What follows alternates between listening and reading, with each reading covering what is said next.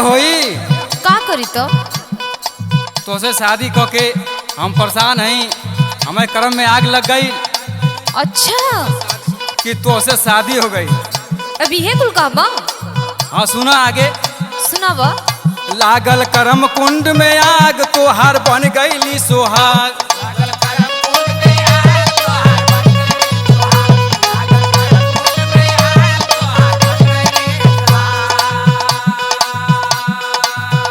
लागल कर्म कुंड में आग तोहार बन गईली सोहाग। भाग मोर फूट गईल पौचट मिलल में हरियाणा। अच्छा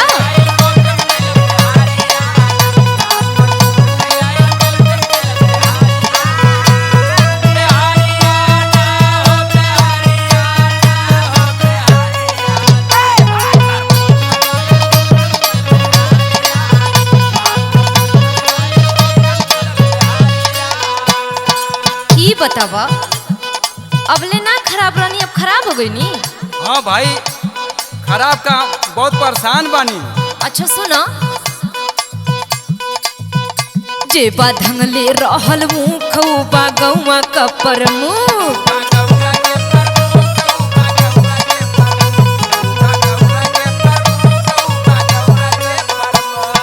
ध्यान से सुनी हो।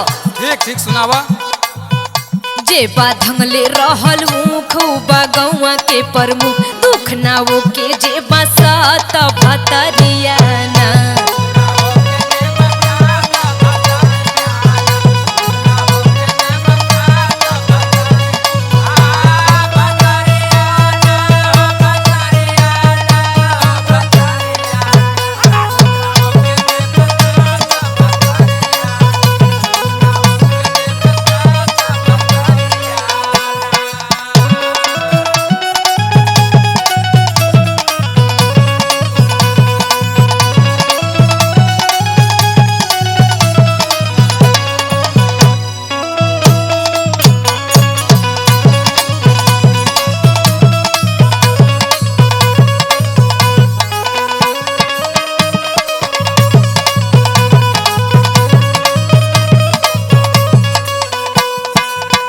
जब से भइल मोर बियाह तब से जिंदगी भइल तबाह।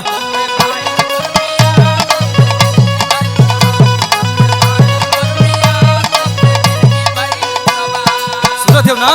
हाँ हाँ जब से भइल मोर बियाह तब से जिंदगी भइल तबाह। ई गवाह बाटे गौआ नगरियाना।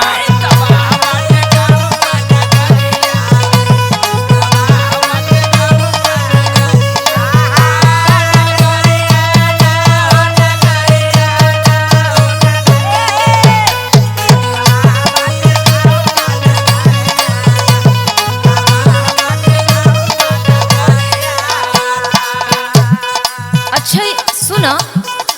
सुनावा। जब से अली तोहरे घरे पवली सुख न कबहू करे।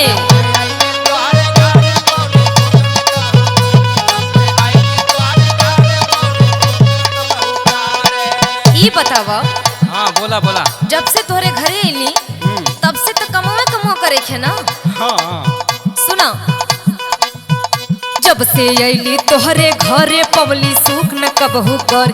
रहनी नैहर का हम साचो में दुलारियाना।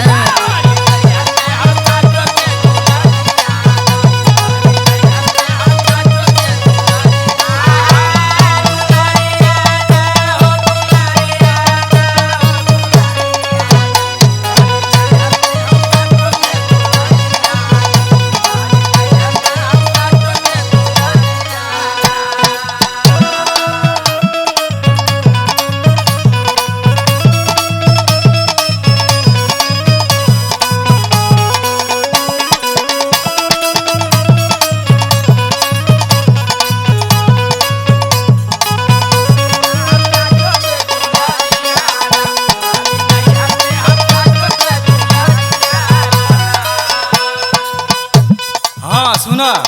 सुनावा। सही कहा। तो जब से बियाह भइल है हाँ हमके आनंद ना मिलल। अच्छा तो से सुख ना मिलल। कबहू पौली ना आनंद कहे गौरव दयानंद।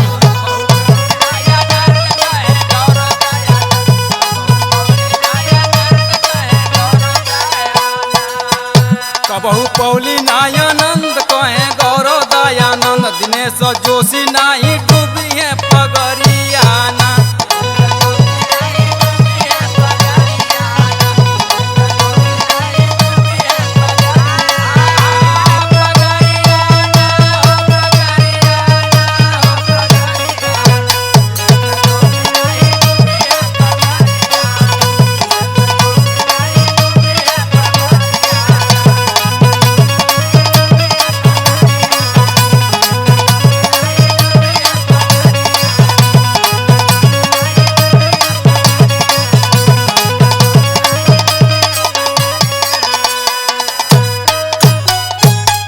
हाँ तो जा दूसर बियाह करे के विचार है का?